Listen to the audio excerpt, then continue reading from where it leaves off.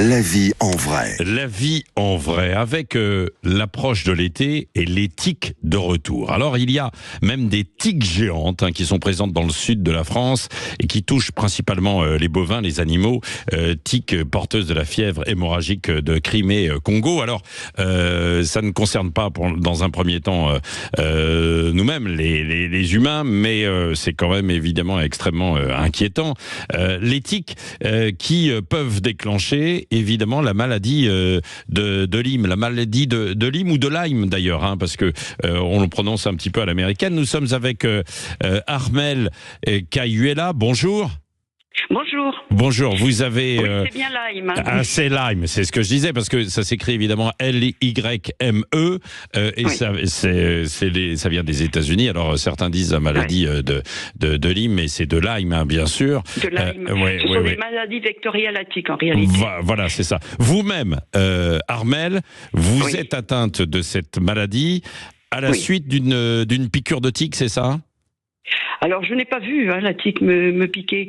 Je n'ai jamais vu de tique sur mon corps. Ouais. Pourtant, en 2012, j'ai eu de très nombreuses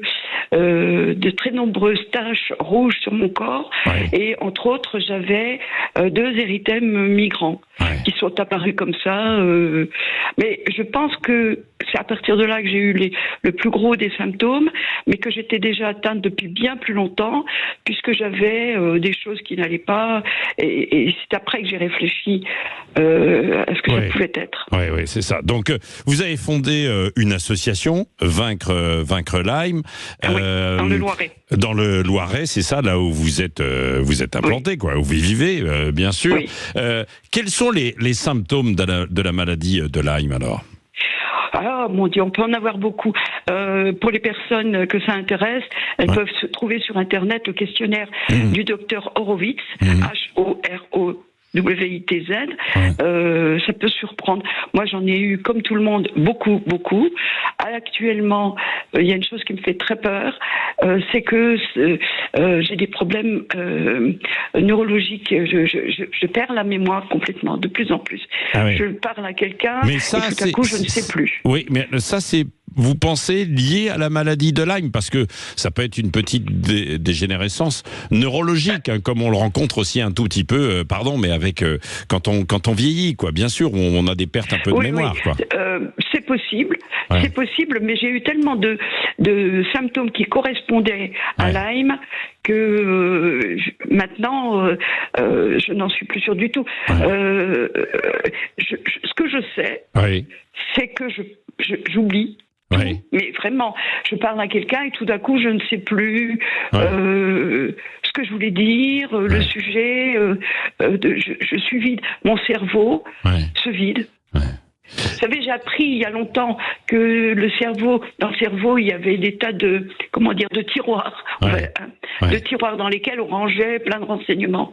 Mais là, je n'ai plus aucun renseignement. Oui, c'est ça. Mais Armelle, les symptômes les plus fréquents de la maladie de Lyme, puisque vous l'avez beaucoup étudié, justement, puisque vous en avez été vous-même victime, quels sont-ils, les premiers symptômes et dans les premières années? Est-ce que c'est différent selon les personnes ou on a tous les mêmes symptômes? C'est différent selon les personnes, mais il y a, par exemple, des douleurs terribles dans l'organisme, et ça, presque tout le monde les a. Mais c'est très douloureux. Bien sûr. Je peux vous dire que actuellement, je suis dans le sud de la France. Pour faire le trajet avant, je devais m'arrêter plusieurs fois parce que je ne parvenais plus à sortir de mon véhicule. C'est ça. Qu'est-ce que je ne pouvais plus me déplier. Oui. Armelle, comme on approche de l'été, évidemment qu'il y a des tiques dans les champs, dans les forêts. Oui, mais il y en a aussi. Il y en a toute l'année, de toute façon. Il y en a toute l'année. Elles hibernent en hiver, mais à partir du printemps, il faut s'en méfier. Comment se protéger? Quelle est la prévention contre les tiques? Disons que c'est compliqué, mais déjà ne pas aller dans les herbes, jamais. jamais aller dans les herbes. C'est sûr que les tiques ne vont pas sur du béton.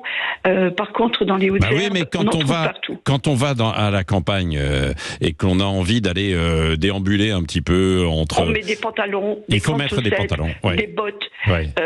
Ça fait longtemps, moi, que lorsque je me balade un petit peu, je vois des gens en short et en basket. Ouais. Je me dis, mon Dieu, les pauvres, mais l'information ne passe pas. Le gouvernement, là, est en train de se bouffer, mais ne s'occupe pas des malades de Lyme. Ça fait longtemps qu'ils ne s'occupent pas de nous. Puis... Ils ont fait beaucoup de recherches pour le Covid. Ils ont dépensé des sommes exorbitantes, mais moi j'ai arrêté parce que je n'en pouvais plus. De Lyme et des malades de Lyme, on ne s'occupe pas. Merci Armelle Cayuela donc d'avoir été avec nous ce matin. Donc voilà, si vous allez vous balader évidemment en campagne, notamment là où il y a de grandes herbes, eh bien écoutez, prenez aussi avec vous, il y a des petits, il y a des moyens de lutter, de retirer en fait les piqûres hein, si vous êtes piqué par des tiques. Et puis surtout, vous l'avez entendu, prenez vos précautions. Et 6h43, bon réveil à l'écoute de Sud Radio.